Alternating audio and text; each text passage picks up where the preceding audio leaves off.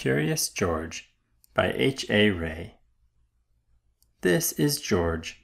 He lived in Africa. He was a good little monkey and always very curious. One day, George saw a man. He had on a large yellow straw hat. The man saw George too. What a nice little monkey, he thought. I would like to take him home with me. He put his hat on the ground, and of course, George was curious. He came down from the tree to look at the large yellow hat.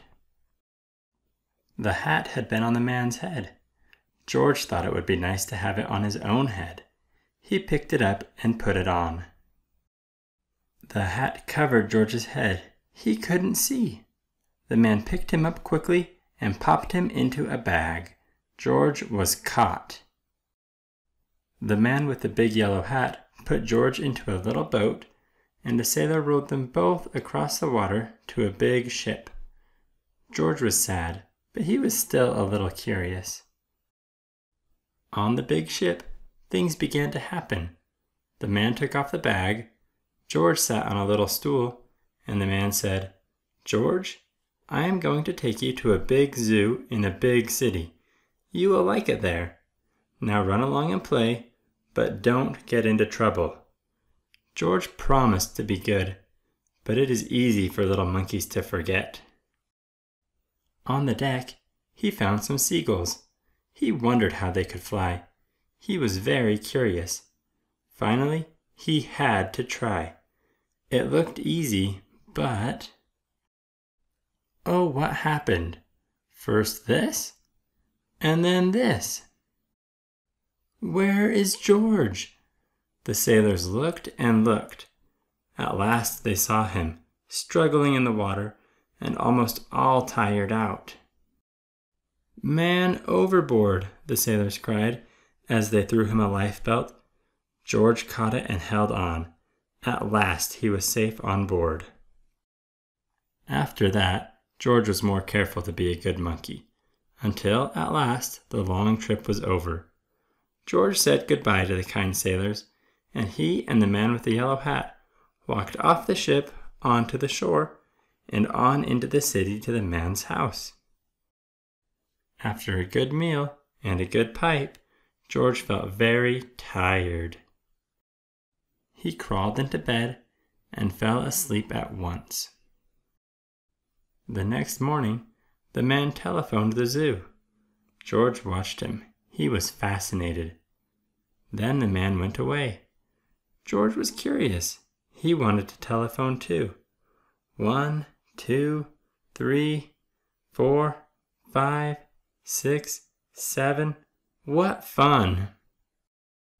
Ding-a-ling-a-ling! George had telephoned the fire station. The firemen rushed to the telephone. "Hello?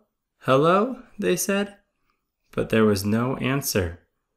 Then they looked for the signal on the big map that showed where the telephone call had come from. They didn't know it was George. They thought it was a real fire. "Hurry, hurry, hurry!" The firemen jumped onto the fire engines and onto the hook and ladders. "Ding dong, ding dong! Everyone out of the way! Hurry, hurry, hurry!" The firemen rushed into the house. They opened the door. No fire. Only a naughty little monkey. "Oh, catch him! Catch him!" they cried. George tried to run away. He almost did, but he got caught in the telephone wire and... A thin fireman caught one arm, and a fat fireman caught the other. "You fooled the fire department," they said. "We will have to shut you up where you can't do any more harm." They took him away and shut him in a prison. George wanted to get out. He climbed up to the window to try the bars. Just then the watchman came in. He got onto the wooden bed to catch George, but he was too big and heavy. The bed tipped up, the watchman fell over, and quick as lightning, George ran out through the open door. He hurried through the building and out onto the roof, and then he was lucky to be a monkey. Out he walked onto the telephone wires, quickly and quietly over the guard's head. George walked away. He was free. Down in the street, outside the prison wall, stood a balloon man, and a little girl bought a balloon for her brother. George watched. He was curious again. He felt he must have a bright red balloon. He reached over and tried to help himself, but instead of one balloon, the whole bunch broke loose.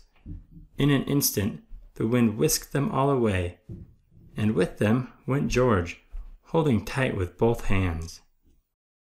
Up, up he sailed, higher and higher. The houses looked like toy houses, and the people like dolls. George was frightened. He held on very tight. At first, the wind blew in great gusts. Then it quieted. Finally, it stopped blowing altogether. George was very tired. Down, down he went, bump, on to the top of a traffic light. Everyone was surprised. The traffic got all mixed up. George didn't know what to do. And then he heard someone call, "George!" He looked down and saw his friend, the man with the big yellow hat.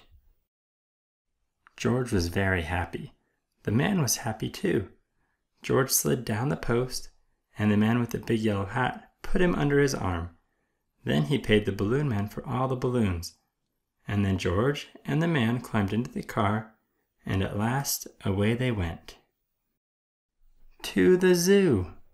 What a nice place for George to live.